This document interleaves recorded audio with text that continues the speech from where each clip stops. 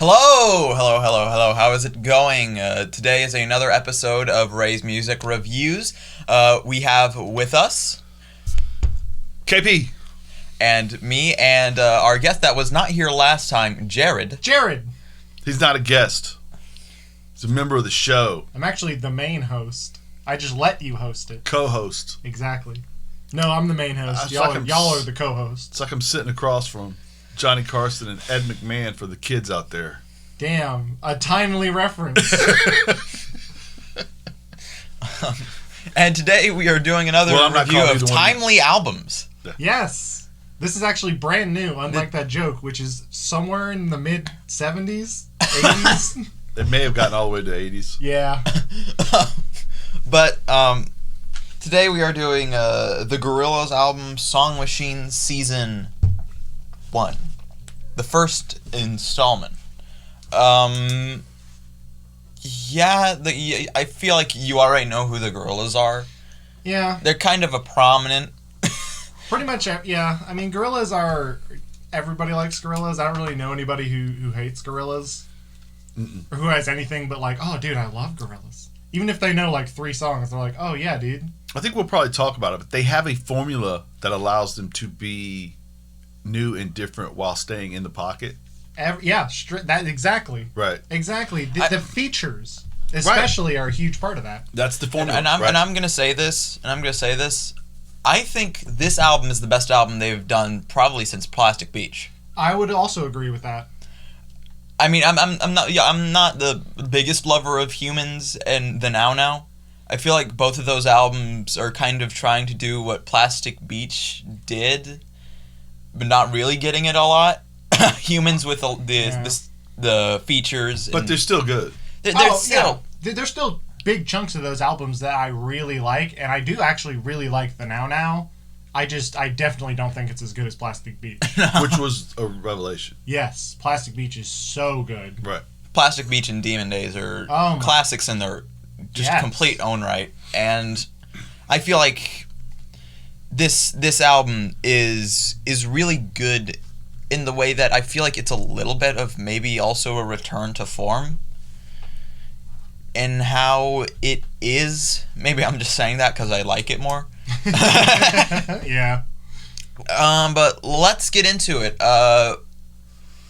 Just overall, I just want to talk. How did we feel about the opener, "Strange Times," with Robert Smith from The Cure? Yeah. I thought the vocal performance was great. I thought it hit exactly the mood it needed to. Right, and the funny thing is with the Cure is they're one of those bands that were a moment in time and were huge in that moment. Like they just went into Rock and Roll Hall of Fame maybe 2 years ago, something like that. But you don't hear them a lot on different types of radio, and so when you hear his voice, there's almost a wait. I know the guy. I grew up on the Cure. I had that same moment where I was like, this dude sounds super familiar, but I had to look it up, and I was like, oh yeah, it makes total sense. Right, and he like you said, perfect. A little bit. He's got a haunting style to him anyway. His voice is an instrument unto itself, very much so. I was going to say, this is just a side note. When he went into the Rock and Roll Hall of Fame on YouTube, you can find an interview of someone asking him, "Are you happy to be in the Rock and Roll Hall of Fame?" And he said, not really. He has made a career about being less than happy. Hey, you know what? Which has is been quite successful. Right. Also, The Cure have like 1 or 2 songs that can make it on the radio. The rest are kind of like shoegazy prog songs. Dude. Which is probably why. Love that though. You know what I mean? Yeah. But no, this song was perfect. Again, one of the album's many like subtitles is Strange Times. And again, this past year has been all over the place. Indeed, strange times, and I feel like this song did end up encapsulating it. I like the kind of poetic lyrics. You know what I mean? Yeah. I think in the best Gorillaz songs that project the best mood, I always feel like the lyrics, I might not know exactly what they mean, but I absolutely understand what they are going for and what mood they are made to present. I feel like that's one of the main strengths, even throughout this album, where I'm like, oh, dude, I'm vibing hard. Up on Melancholy Hill. Yeah, exactly. Up on Melancholy Hill is a great example of that, where I'm just like, dude, I am here. I'm up on the Melancholy Hill. Yeah, and they're not saying that there is a song on here that is as great as Up on Melancholy Hill. Ooh, I'd have to wait for the album to age. Yeah. Yeah. That's always the thing where it's like, I really, really like a couple songs on here. Like, more than a couple, but a couple are really, really good.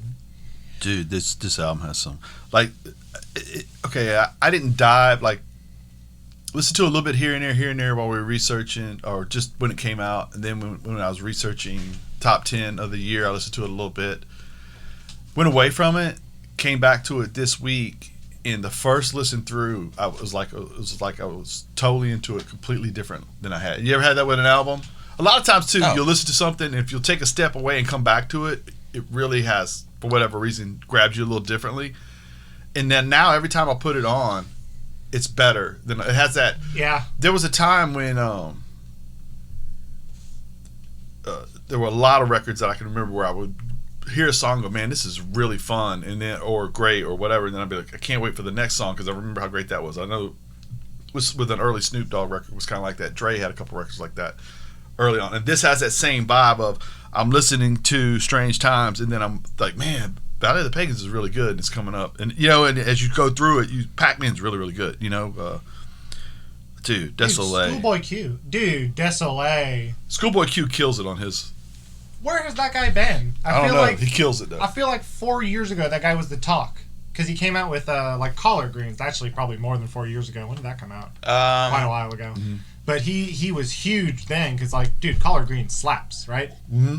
And then I feel like he might have come out with an album, but I just never heard anything about him. And he's still great. What did I say to you about Desolé the other day? I said, I texted you, I think, because I was stuck on a bridge. We weren't even moving. Yeah. And I was like, I feel like just pulling over right here, popping the hood, and just dancing behind the car. Oh, dude. Dude, like... Collard Greens was actually 6 years ago. Yeah, see, that's what I'm saying. But, man, he does great. All the features are super good. Yeah. That's going to be a running theme throughout every song we talk about. It's like, damn, the feature was really, really good. I don't think there was a single miss in this entire catalog. I know. Or anything close, really. Yeah, it's pretty much all... Again, it's like... I do think the strength of Gorillaz is matching... Just like putting the right parts together to perfectly make the song that they're envisioning. Like Elton's part on here, he's not doing a hook for them. They've let him do his own hook, and then they build a song around it. It feels like, they have in their mind, this is what Robert Smith sounds like. Therefore, this is the song. They write the part for him, like you're making a movie as a vehicle for. Yes. Like Rob Van Dam's movies. Yes. Jean-Claude Van Damme's movies. Yes. I was about to say, wait. Has RVD starred in any movies? That's two separate podcasts we're combining here. No, I don't think he has, though. It's 3, actually. Yeah, including this one. Octavian has a good feature on here. Dude, again, also, just the amount of people I heard for the very first time on here and was blown away with. Well, which one was it? With Love to an Ex. I don't remember her name. Moonchild Sanelli. I loved her vocal performance. Mm-hmm. I loved it. It was perfect for the song. Let's see. I'm just trying to roll through my head and think of a flaw to bring up. Because it is Song Machine, maybe it doesn't flow together that well. Yeah, if I had any like notable criticism of this album is that it's not at like a focused experience. It's perfect. Like, don't get me wrong, I love just vibing to it the whole way, but it's not like focused around a central idea. It is a collection of really great songs that do flow together, but not incredibly cohesively, if that makes sense. I thought when I was thinking about us doing this one, the last couple of things we've talked on, you know, this is some form of a concept record. This is some form of a concept record. And he's addressing social this and social that, and social the other. And so it's almost a heavier... Yeah. And this was... Well, and to be honest, it's a good time to every now and then get to just let go and enjoy yourself, and this does allow you to do that. But it is not, and I think with records like this, with what the Gorillaz do, it does lend itself to that a little bit. Like I know when Santana or Slash or any of these other wonderful people do records where I'm bringing in somebody different for every song, and I'm writing a song with somebody different every time. It's really hard for that to have continuity, right? Yeah. Because a key component of the band, when Rob Thomas leaves and Wyclef comes in, it's going to be real hard for that to sound similar. You know what I mean? Or in this case, Elton and My favorite song was probably the Elton John song. Dude, I was trying to put together my list of favorite songs, and it literally was like 3/4 of the album. The Pink Phantom is your favorite track on here? Dude, again, I think I talked about it briefly when it first came out, and I listened to it. But I think it's basically a perfect song. For me, it just the mood presented through Elton John's lyrics through Black. Is that it? The guy on it? Yeah. It's 6LACK. I'm assuming that it's just stylized. It's supposed to be black, I guess. Mm-hmm. I don't think 6LACK is a good name, but who knows? That guy's really, really good. The different kinds of longing, the different styles of longing presented in the song. Perfect. Correct. And I did want to give, I guess, a special shout out as kind of a segue to the beat on With Love to an Ex, because it is unbelievably good. It just, dude, it goes hard. Yeah. Just the production on this album in general, how are we feeling? Loving it. Luscious. Perfect. Yeah, and the production... I love anybody using the term luscious. Yes. Thank you for bringing that to the table. That's awesome. And I also love how... And it's weird because the beats, they don't really... The production doesn't... You're never... It's not out in front of the song. It's always underlying. Right. It's not out in front of the song at all. You're exactly right. That's good call, Ray. And that is... I'm using that as a positive on this album. Mm-hmm. It is different from an album like Plastic Beach, to where the production is up front, in your face, blistering, gorgeous. Yes. This one is more underlying, like maybe something from Demon Days. Yes. Well, and it lets the features slide right in on top of it. You know what I mean? It provides it's like a Zamboni on. Okay, this metaphor got out of hand, but it's like a Zamboni on a field of ice that is music, and they're skating. Again, this metaphor got out of hand instantly. I love what I mean? But it absolutely allows each guest to be the focus of their own song. Yes. Like a Zamboni pushing ice. It preps the field for the feature to be perfect. Right. That's absolutely. No bumps on the road at all. Nope. Yeah, this album is good. It's great. It's really good album. Probably my favorite one since Plastic Beach. Exactly. It's totally my favorite one since Plastic Beach. And I will say I probably might listen to this one maybe more than Plastic Beach, just because I like listening to Plastic Beach as a whole. And I could probably just dip in and out of this album whenever, you know what I mean? I could just listen to 3 songs in the morning going to work, listen to 3 going home. This may be the most flexible album Gorillaz ever released. It's true. I agree.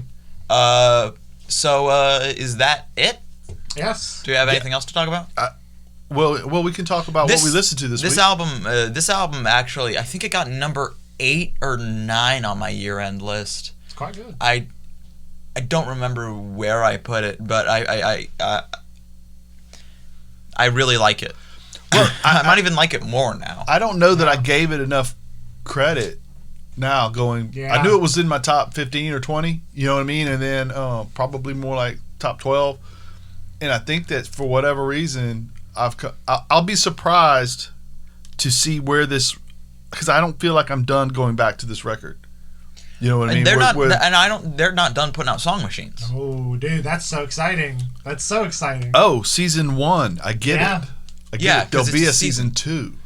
Because if it's anywhere near this level of quality, they're on a run. Dude, again, Gorillaz, I feel like every project they've put out I've been excited for and have generally liked, even if I didn't like Humans wasn't like knocking it out of the park for me. I was still excited that it came out. Dude, so incredible too. Like this is silly for me to say, but the journey for us on this podcast, when you had me listening to Blur and learning more and more about Blur, and then kind of piecing together that is what he evolves into this.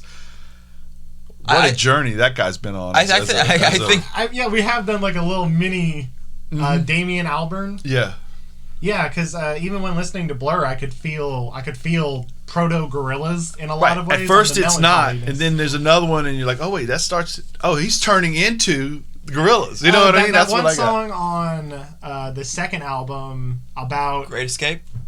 Great Escape. But listening to the radio, like the ship broadcast, that song in particular, I was blown away because I was like, this, with slightly different instrumentation, could have been a Gorillaz song. Absolutely, and then here it would not have been that wild. And then here we are, 4 or 5 albums into the Gorillaz, and he's starting a whole new. Oh, dude! A whole new if we are fixing to get a series of seasons here from him or from his collaborators. What did we listen to this week? This week, we're not rating new stuff, right? No, we're not. No, we're not rating new stuff. We just all love it. Yeah. Okay, absolutely. We're not. Okay.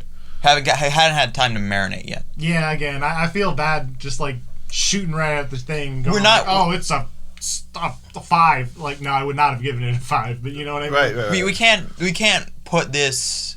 Like, we can't immediately. Like, an album can't come out and you can't immediately compare it to like, is this it, or A Night at the Opera? Or even just within their discography, like Plastic Beach.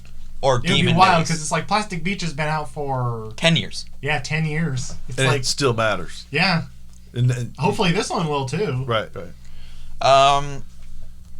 So what have we been listening to? You actually listened to American Football. Did you like it? I liked it. It's good. I had an interesting week of listening. We went to Revolver Records, 12th Avenue. Saw Eric, and we recorded a visual video you can see on the YouTube channels. One is I am not visual, however, in the video. Ray has decided he will be the voice. Yes. On our visual pod. He will be the face. Also, the camera holds up a lot of. Yes. He holds up a lot of the camera, so. Yeah, fair. Can't really. My ego is only slightly smaller than my head. But when we were in there, we thumbed through a bunch of records, and I wound up getting Bitches Brew. So good. Yeah. So good. Ray calls it organized chaos, very much so. Like, I can't give it enough praise. Right. The Black Crowes have got it's not out yet, but they're doing some form of a remaster box set with Shake Your Moneymaker, their first record, and they did a cover of Jealous Guy that they released because they're going to start releasing, and it is off the chain good. Weezer put out a new song. Yes, all of my favorite songs. Now, let me make sure we clarify. When I said Weezer, you didn't just say all my favorite songs because all your favorite songs are by Weezer. That's actually the name of a song? No. Surprisingly enough, my favorite song isn't even a Weezer song. I loved it. We listened to it the other day. I like it a lot. It was really, really good. Not really good. It was... Was it 2 reallys or 1? 1 really. Okay. Especially like for my expectations. Now I know how to chart it. I mean, yeah, modern day expectations for Weezer are not incredibly high. Like, White Album was really good, but we listened to the White Album today, day before yesterday. Weezer's White Album specifically, not the Beatles. Wait, is there somebody else's? Yeah, exactly. Beatles are always chomping on somebody else's flavor, man. You ain't lying. Jealous Guy is actually a remake of a Lennon song. But did you like White Album? I liked everything I listened to this week. I think I listened to a little Jewel Box, the B-sides of Elton John this week, and I had this weird thought of how Neil Young just released something that he had never put out before. He had an album and he just shelved it because he had something else that he liked better, and how a vocalist like Elton, his voice changes, and although he can still write great music or do what he did here with this song, it's still just not with the song on Gorillaz, it's just his voice changes. He's not the same, and he can't have the same. You can't create the same attitude you had when you were 27. You know what I mean? He can't do another Piano Man. Well, that's Billy Joel, but oh my God, yeah, not Piano Man.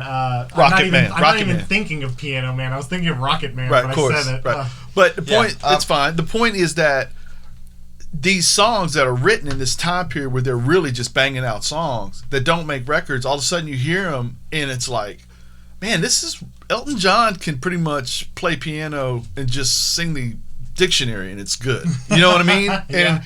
And so when you have these new releases, all of a sudden I've started to get into giving them a chance because of the fact that normally they release these things that were written while they were in their groove of putting out music. Like that Prince box set, they put out 4 or 5 different tracks that he had not released yet. And it was like, well, dang, how did that not make a record somewhere along the line? You know what I mean? But I guess he was just putting out music and moving on to the next thing all the time.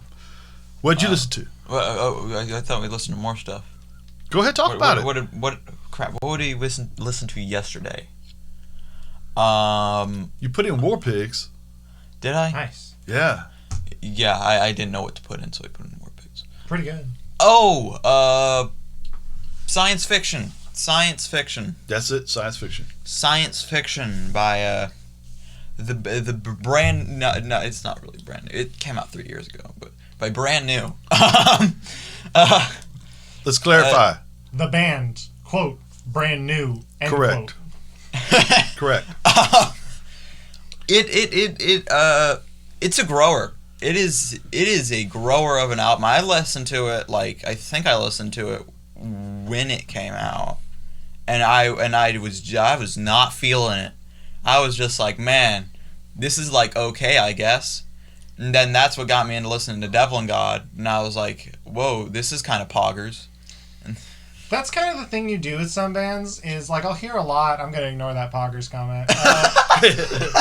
Sometimes you hear a lot about a band and they'll come out with a new album and you listen to it and you're like, well, you know. And then you go back and listen to their other stuff and then you go into that album with knowledge of like, oh, okay, and then it clicks and it's like, oh, dude, yeah. Yeah. They have a style, a sound that might not initially moves through their click, work. but yeah. Yeah. Or just the progression of their sound is also important. Correct. Where it's like, oh, I see little tinges of the new album, and you're like, oh, that's nice. Especially weird and brand new because like if you go through their discography, like they start off a pop punk band. Like most of the songs they made starting off on their debut album sounds like the What's New Scooby-Doo theme song. Love that. Wait, didn't? No, Simple Plan made that. Oh no, I knew it. I knew I was close though. Right? Yeah, you were. And then they made Deja Entendu, and it's like, man, this is better in every single facet. Like the songwriting is better, the instrumentation's better, everything is just so much better. And then they go to Devil and God, and it's like, whoa. And then they went to Daisy, which is a more abrasive album. It's a very abrasive term. Someone said something really smart about Daisy, where it's like if Devil and God is the battle between good and bad in a person, mm-hmm. then Daisy is the sequel where bad won. I love that though. You know what I mean? I love that.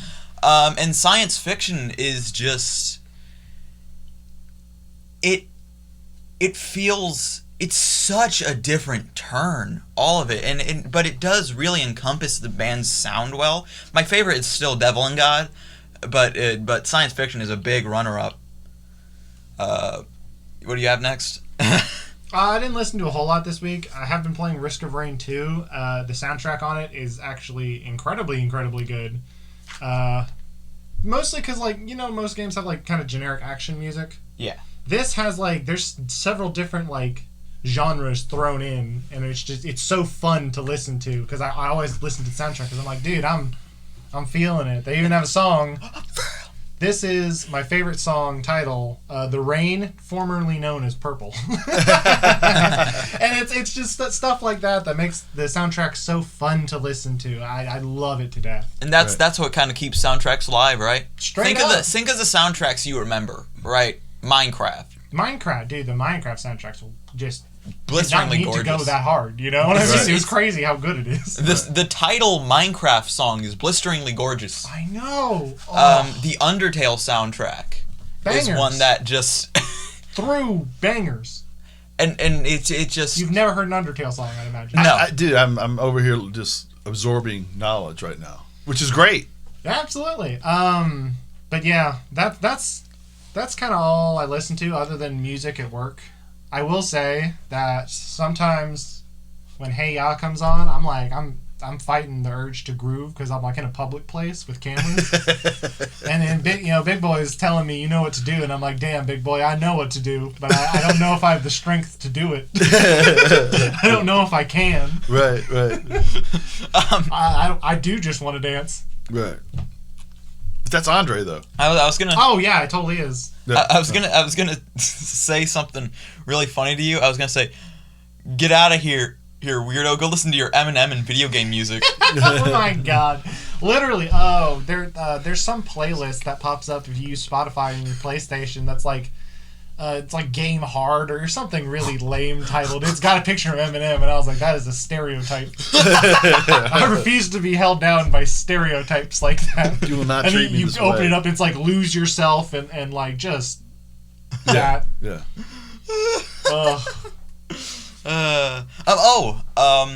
A song that was really big this week for me was I did like this was like 2 weeks ago, so it was I tried out American Idiot again.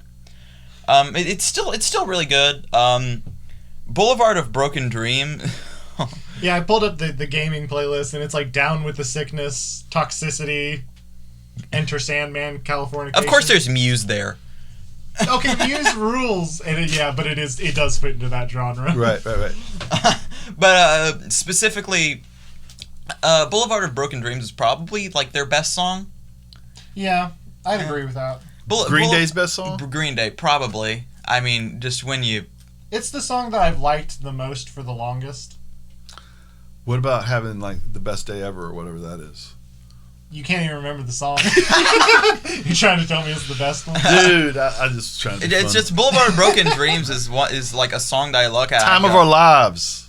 I do like that one. It is good. Heart-wrenching. They have really good hits. Basket Case. Heart-wrenching. Yes, that's my nickname, Basket Case Jared. Dookie Jared. Dookie Jared. But Boulevard of Broken Dreams is one of those songs that I look at and go, man, everything here is like perfect. Who was we saw an album at the record store that he was singing Norah Jones, right? Billy Armstrong and Norah Jones have an album. Yeah, it was a covers album. They made it during their hiatus. It's good. It's pleasant. I have 2 new albums to mention. One, when I made fun of Jared for listening to Eminem and video game music. Yeah.